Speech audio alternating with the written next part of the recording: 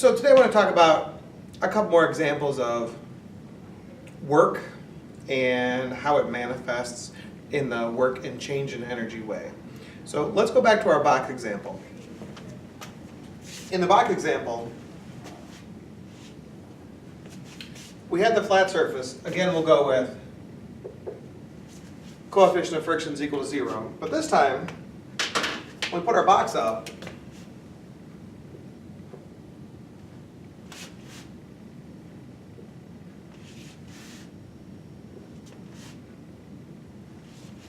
we see it started here with some initial velocity, which we call V0 or VI for initial velocity, and then VF for final velocity. We know it's picked up speed as it went. Obviously, there was some force on it. But this time what we're going to do is we're going to think about the box being pulled, not pushed, but this time it's being pulled. And not straight horizontally, but it's being pulled up and to the right. Okay, it's being pulled up and to the right.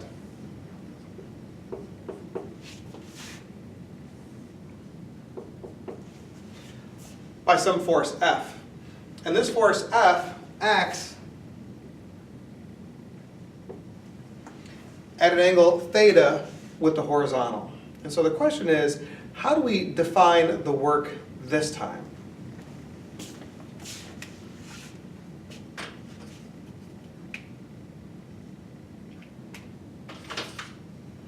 If we say that the box moved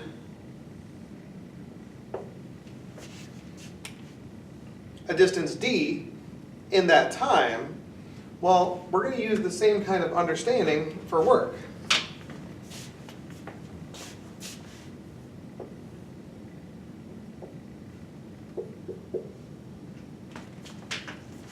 So we know that if you have a force distance graph, the work is actually going to be the area between your line here and the horizontal axis. But what F is it this time?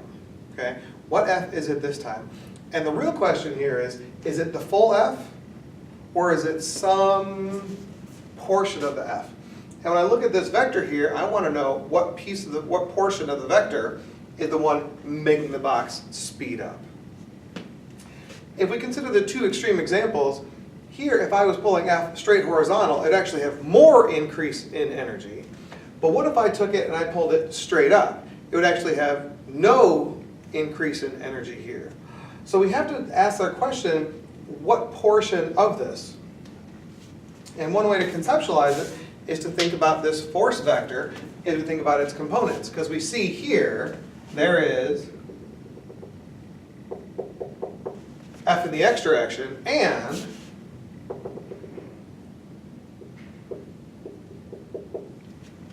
F in the y direction. We say, well, which one of those two, is the F in the x direction or the F in the y direction, is responsible for making the box speed up? And given that construct, it's easy to see that this here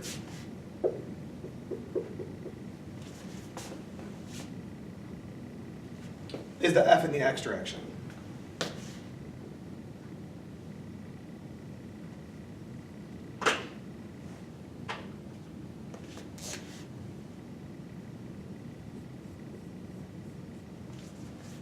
So the work done is the area. The work done is the area, but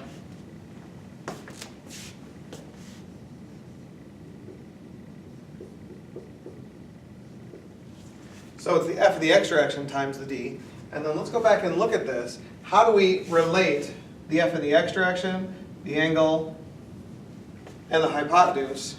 Well, this is the adjacent side. That's the hypotenuse. This seems like a cosine situation. So the cosine of the angle theta is equal to the adjacent side divided by the hypotenuse.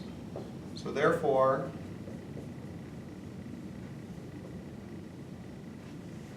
if I substitute that in over here,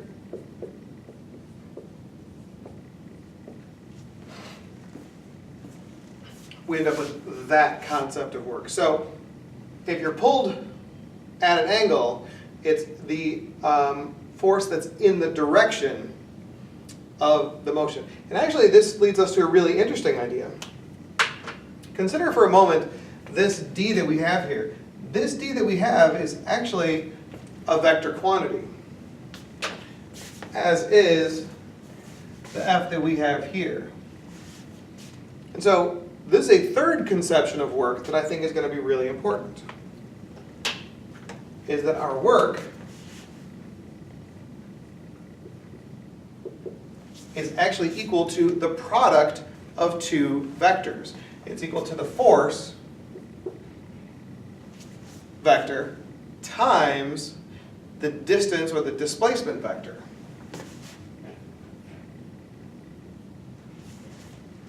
Now, early in the year, we talked about the fact that there are actually two kinds of vector multiplication. There's the dot product, and then there's the cross product. And let me tell you what this one is right here. This one is what we call the dot product. Okay? How do I know it's a dot product? Let me show you.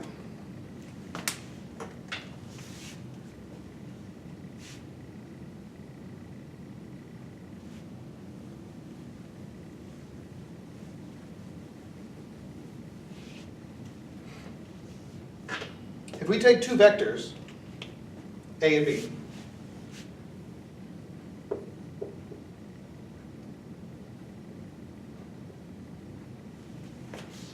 we have two ways to multiply vectors. There is the cross product,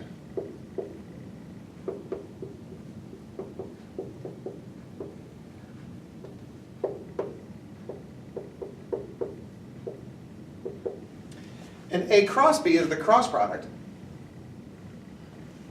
And then we have the dot product.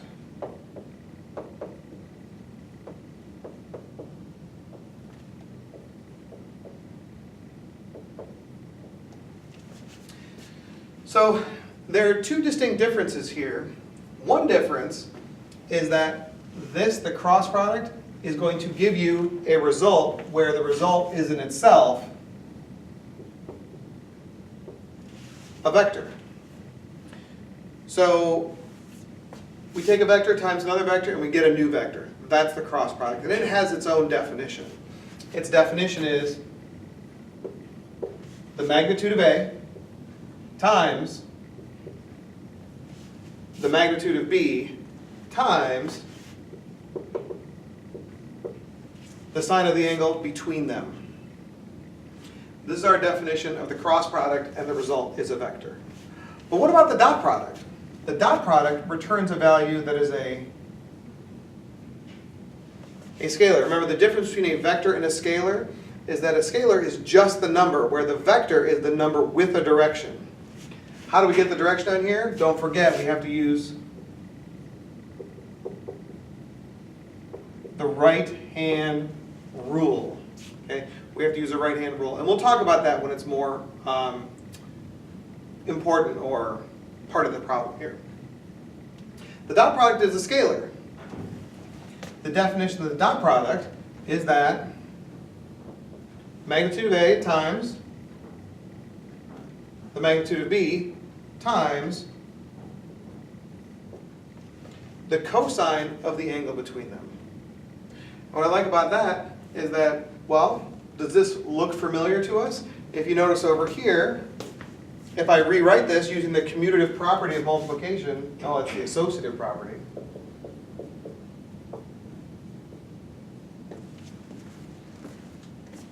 And work is the transfer of energy value, and what we know about work and energy is that they don't have direction. It could be positive or negative, but they don't have direction specifically, so the work energy is a scalar, which is a cool thing. So, when we talk about work, this is a third understanding of work,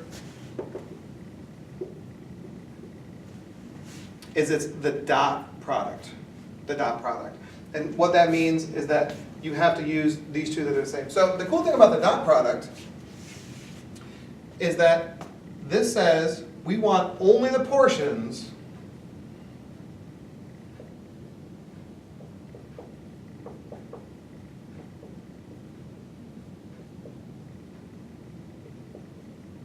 we're going to use only the portions that are parallel to one another. So if we go back and we look at our original diagram the way it looked, our force vector was in this direction. Our displacement distance vector was in this direction, and we're only concerned about the piece of the force that's in the same direction. So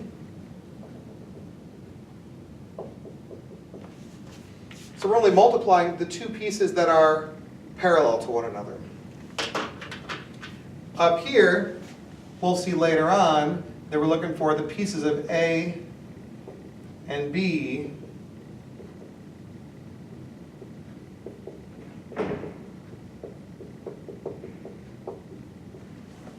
that allows us to multiply the two pieces that are perpendicular to one another. And again, when this becomes important, that's when we're going to talk more about it. But this is important for today.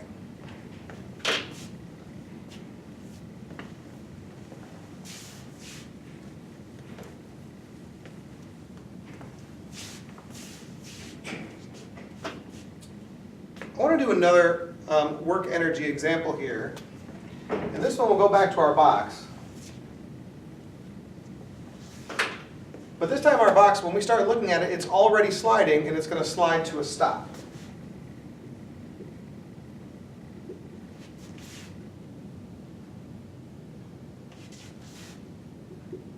So we have some V initial over here, and it slides to a stop, so our V final is equal to 0. The reason that it stops is because there's some coefficient of friction, which we'll call mu, the coefficient of friction. And in that time, again, we'll let it slide a distance d. So the question is, how do we express the work done on the box given the problem the way it is? Well, one of the things about this situation is, let's look at the force diagram for the box. While the box is sliding, what are the forces on the box? Earth pulls it down. It's sliding along a surface. So surface is pushing up, we call that the normal force. But it's sliding with friction, so then we have some frictional force. So while it's sliding, the friction applies a constant force on the box. So if we look at the force distance,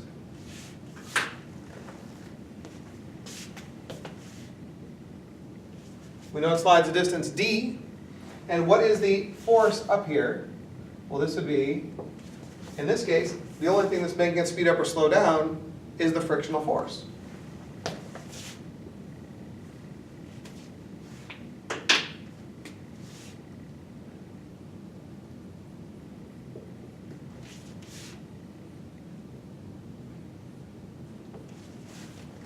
In this case, the work being our area is equal to the frictional force times the slide distance.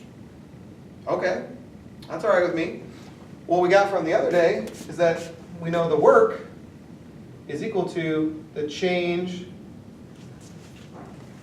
The work is equal to the change in kinetic energy. So how does this all come together then? Well, we know that work is equal to the change in the kinetic energy, which is equal to kinetic energy final minus kinetic energy initial. Okay, I'll buy that. The final kinetic energy, because our block came to rest, this is 0 minus 1/2 mvi squared. So that's our work. And we also know the work is equal to the force times the distance, the frictional force. So what do we know about the frictional force? Isn't the frictional force equal to the coefficient of friction times the normal? And I like this because what do we know about the normal force given this?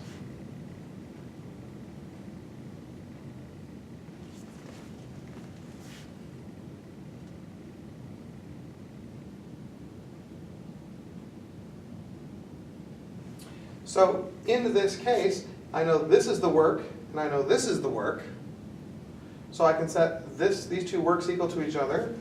All right, if I put these together, I end up with 1/2 mvi squared is equal to mu mgd.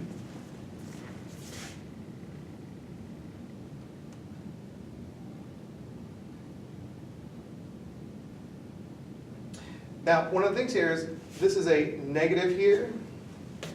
You see this is a negative?